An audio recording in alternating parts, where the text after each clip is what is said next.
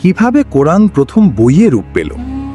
রাসূল সাল্লাল্লাহু আলাইহি ওয়াসাল্লামের জীবিত অবস্থাতেই কোরআন সম্পূর্ণ নাজিল হয়।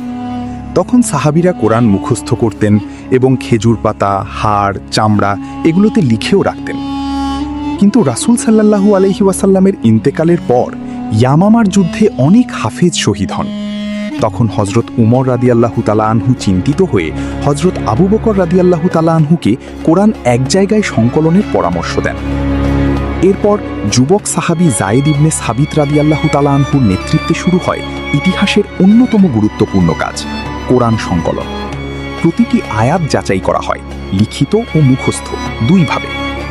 এই সংকলিত কপি সংরক্ষিত ছিল হযরত হাফসা রাদিয়াল্লাহু তাআলা আনহার কাছে।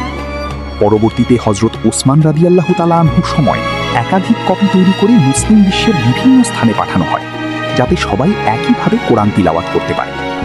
এভাবেই কোরআন প্রথম পূর্ণাঙ্গ বইয়ের রূপ পায়, যা আজও অপরিবর্তিত আছে।